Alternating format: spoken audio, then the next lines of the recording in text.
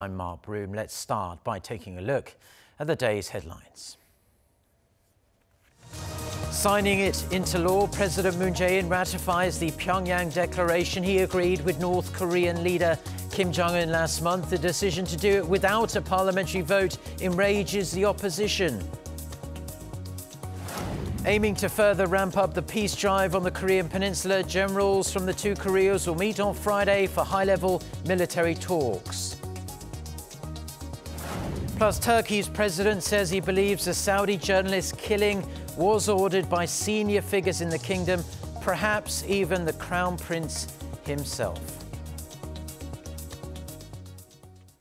President Moon Jae-in has ratified the agreement he reached with North Korean leader Kim Jong-un in Pyongyang last month. The South Korean leader signed it off a few hours after his cabinet approved it.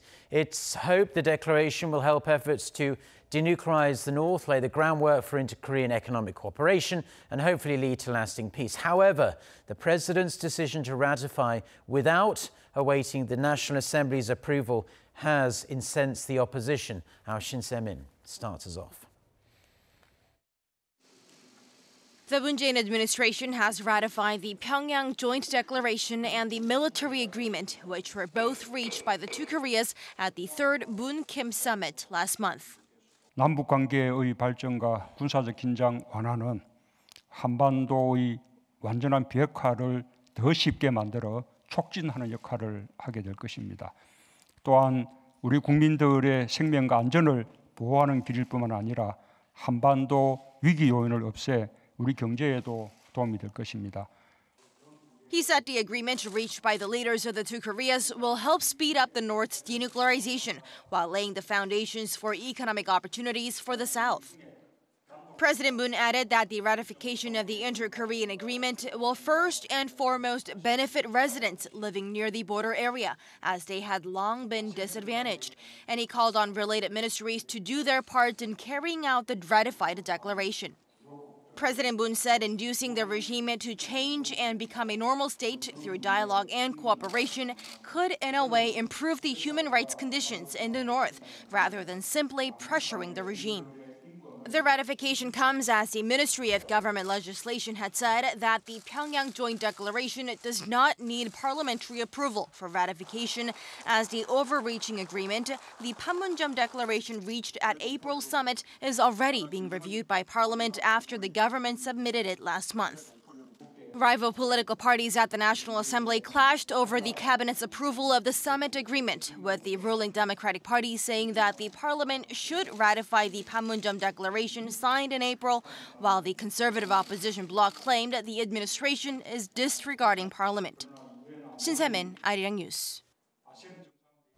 Now, generals from the two Koreas will discuss how to form and run a joint military committee during high-level military talks Friday at the Tongil-gak building on the North Korean side of Panmunjom. They are expected to assess the progress on implementing the inter-Korean military agreement signed last month. They'll also discuss other prospective projects, including the shared use of the Hangang River estuary. Major General Kim Do-gyun will lead South Korea's delegation, and Lieutenant General Anik San will lead the North Korean side. According to Seoul's Defense Ministry, the South first made the proposal for talks, which Pyongyang later accepted.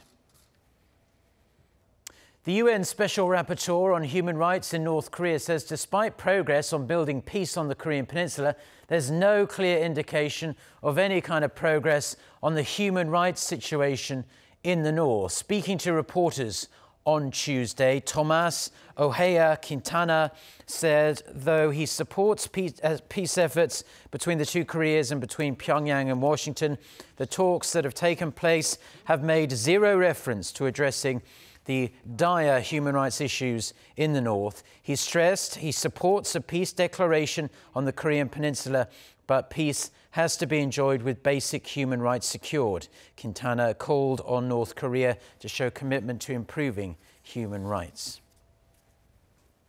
Now, an audit of government agencies rumbles on at South Korea's National Assembly. Up for debate on Tuesday was the Moon administration's sharp minimum wage hikes and the possible changes to the national Pension system, as per usual, sparks flew as rival parties clashed over the highly contentious issues.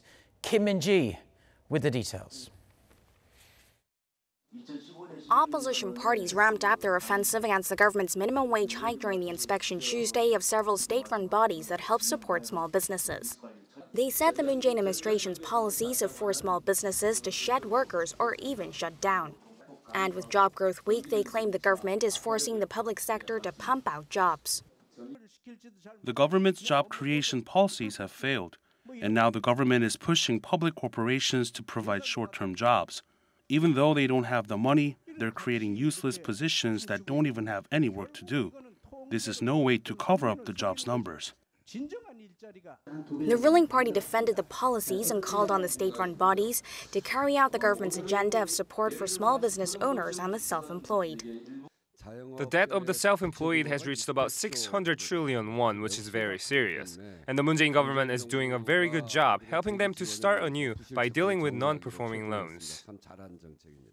Also facing harsh criticism was the National Pension Service, whose enormous fund the opposition claimed might be at risk of running out. They also criticized a potential reform that some worry could mean people pay into the fund for a longer period of time and get smaller pension checks later. However, the ruling party said the opposition should not stoke fear and called for any changes to come by public consent. Another sprawling issue at Parliament is a hiring scandal involving the operator of the Seoul subway. It was found that the state-run Seoul Metro transferred nearly 1,300 contract workers to permanent status as of March, 108 of whom were relatives of current or former employees. Opposition parties are calling for a wide-reaching parliamentary probe. Making irregular workers permanent looks nice from the outside, but filling even these kinds of positions as personal favors, is that what the government is trying to do? However, the ruling party insists that they have to first determine whether the allegations are true. First, we need to go through the process of getting our facts straight. A lot of the allegations are groundless or have been exaggerated. The ruling party says they will see if there is a need for a probe once the parliamentary audit is over. In the meantime, tensions on that front are expected to escalate. Kim Min-ji, Arirang News. The South Korean government has vowed to turn the external risks to the local economy into opportunities by diversifying the country's trade and investment. At a meeting on Tuesday, Finance Chief Kim Dong-yeon said the government will deal proactively with rising trade protectionism and seek new trade blocs such as the G20, the Pacific Alliance and the Trans-Pacific Partnership. As the main risks, he cited the US government's closer monitoring of China for currency manipulation and its possible new tariffs of 20% on Korean automobiles. Still, the minister added Korea's financial market is steady, recording this year a net foreign capital inflow of more than $7 billion US.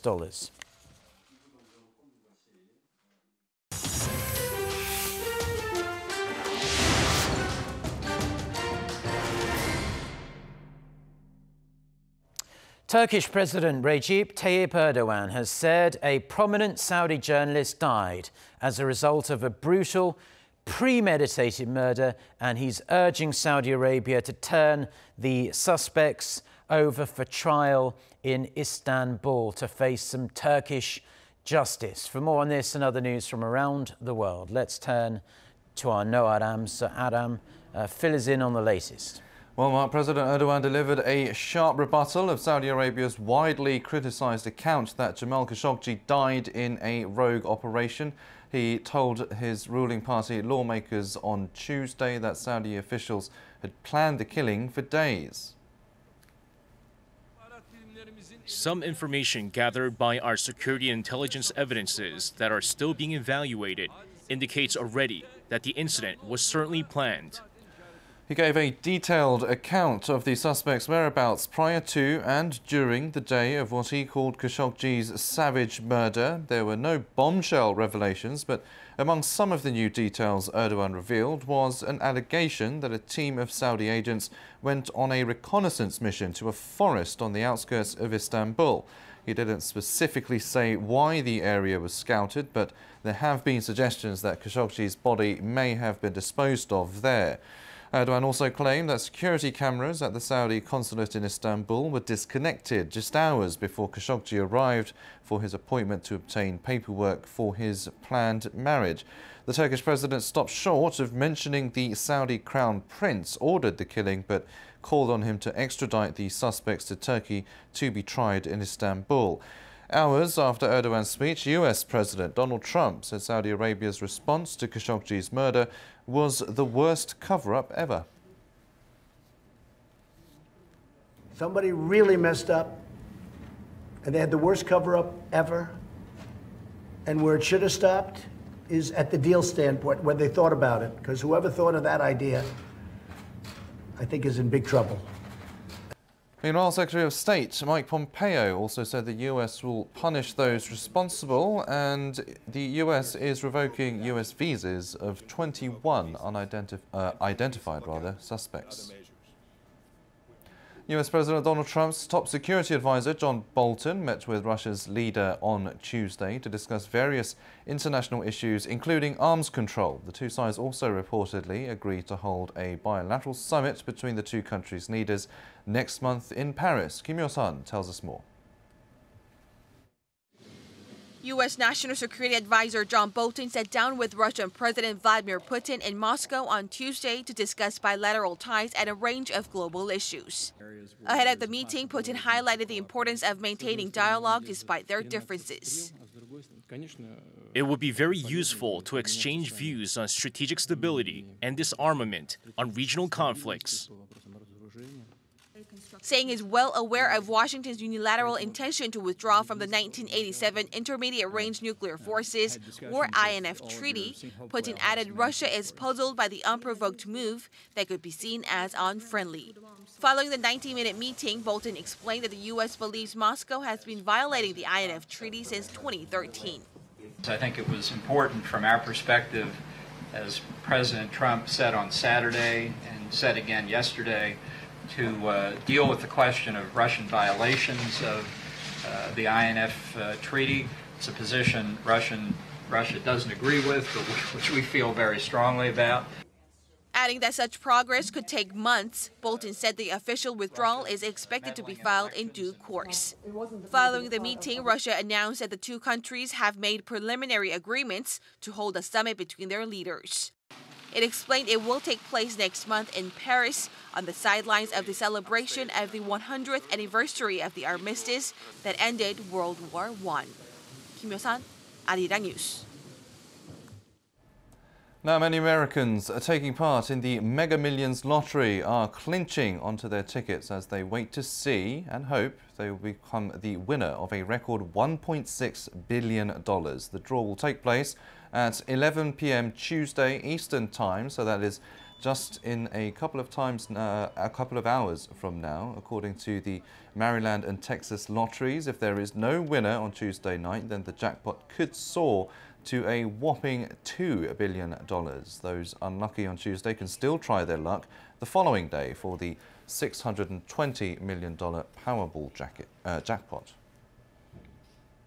After a two-year delay, China has opened the world's longest sea-crossing bridge connecting Hong Kong, Macau and the mainland. President Xi Jinping attended an inauguration ceremony at a new port terminal in the southern Chinese city of Zhuhai, along with the leaders of Hong Kong and Macau. The bridge spans 55 kilometers and includes an undersea tunnel cutting travel time across the Pearl River Delta from several hours to just 30 minutes.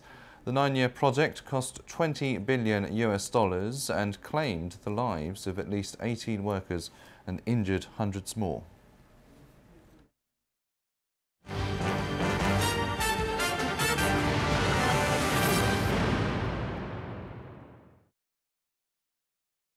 Thank you as always to our Noah Ram for the international news there. Now, the latest global wealth report by Credit Suisse Research Institute reveals that South Korea's average level of wealth is well above that of most countries in the Asia-Pacific region and is actually similar to that of Western Europe. The report also showed that South Korea's average wealth stands at over $170,000 per person in assets, showing an average annual rate of 7.2% increase since the year 2000. The rate is almost twice the average global growth rate and nearly 4 times the annual growth rate in the Asia-Pacific region.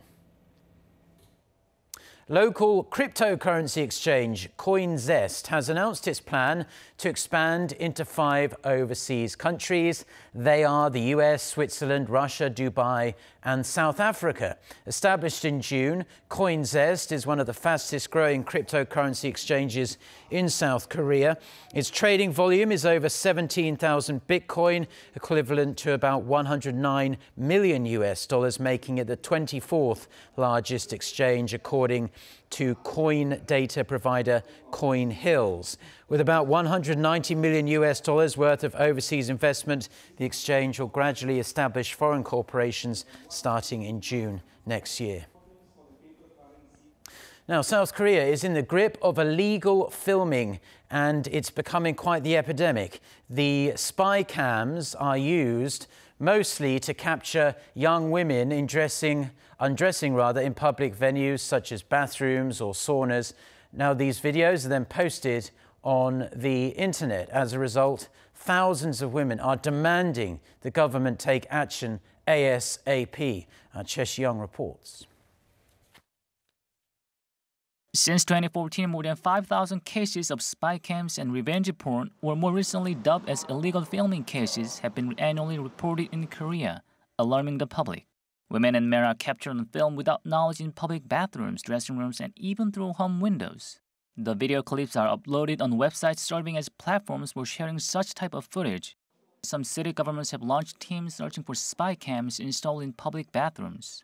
Moreover, an online petition has been uploaded on the Blue House website asking the presidential office to strengthen the punishments against illegal filming. Justice Minister Park Sang-gi vowed that prosecutors will now seek for the maximum penalty and even appeal if a court hands down milder sentences against those guilty of illegal filming. Meanwhile, lawmakers have been proposing bills revising the current special act on the punishment of sexual crimes and are awaiting to vote on them. Cases of the so-called illegal filming continue to grow due to a lack of stronger punishments, so I proposed increasing the maximum penalty for the perpetrators. Some experts, however, advise the government should take stricter measures. They added that currently the law does not distinguish between spy cam and revenge porn.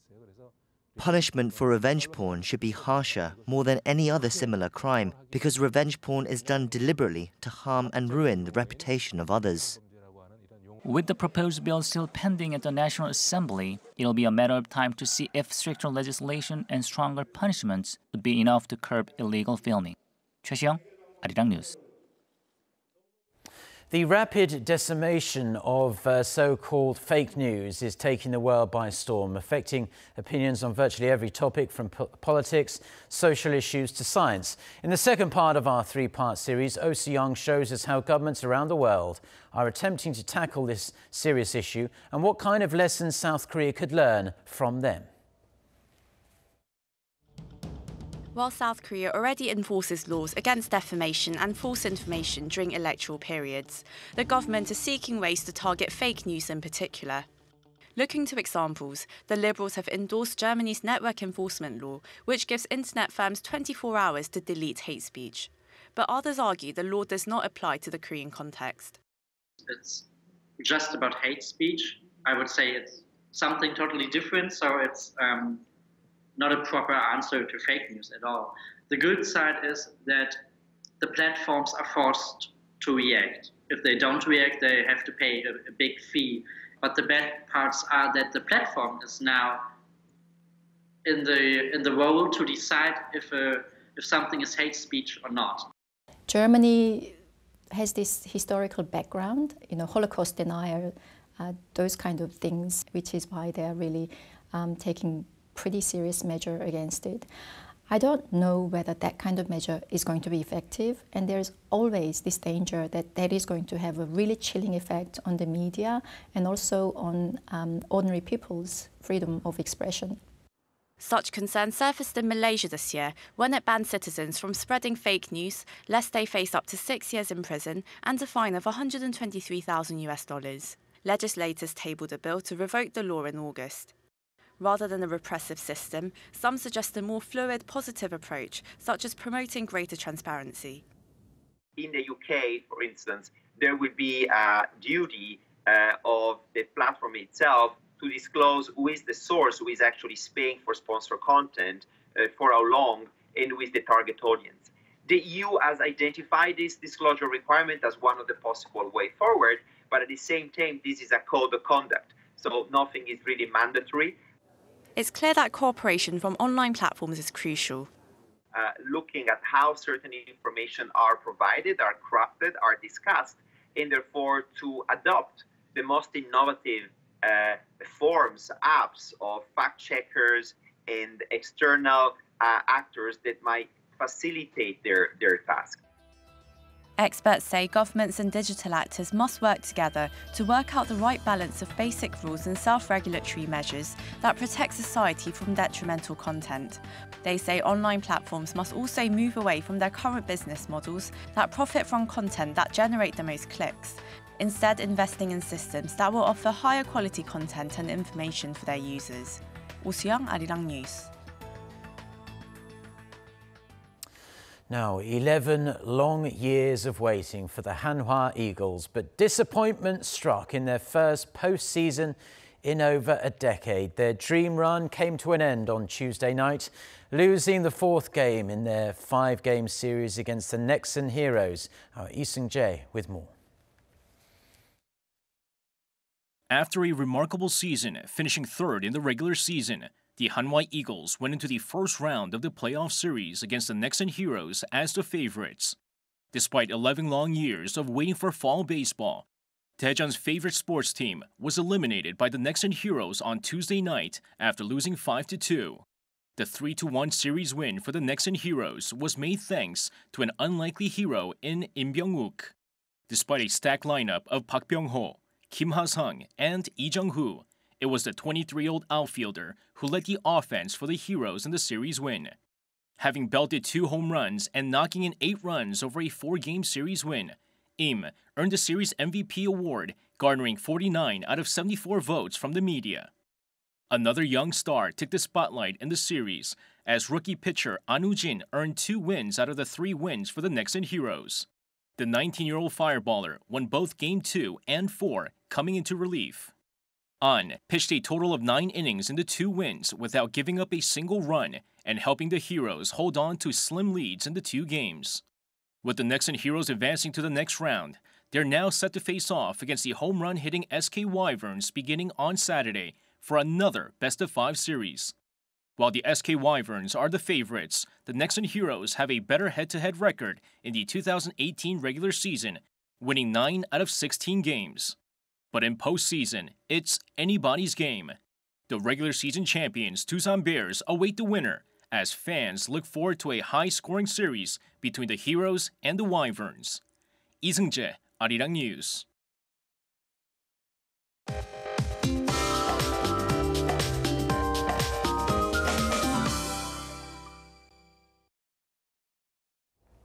Good morning. Thick morning fog in Indian regions has hampered morning commuters on the roads this morning. In fact, dozens of flights in and out of Cheongju International Airport in Chungcheong-pukto Province were also delayed.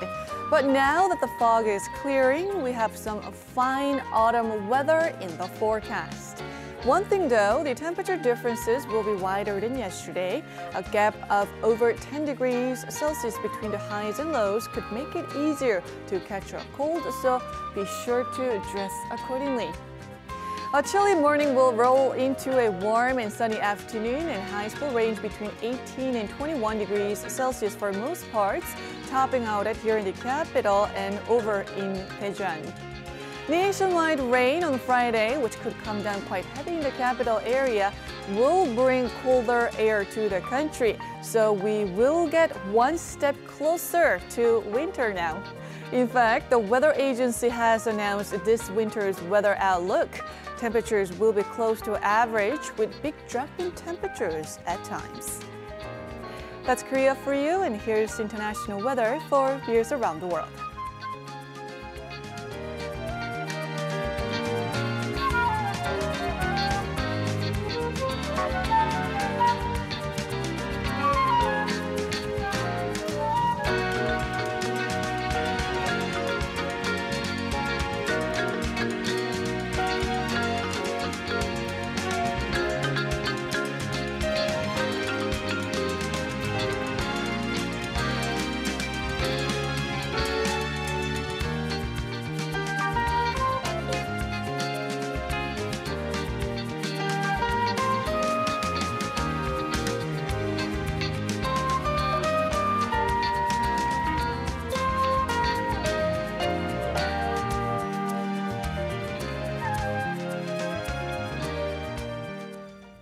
Well, that's all we have for now on this Wednesday morning here in Seoul. Do stay tuned to Arirang TV, and we'll have our next newscast coming up at noon Korea time with our very own Lee Ji-yoon. So until then, goodbye.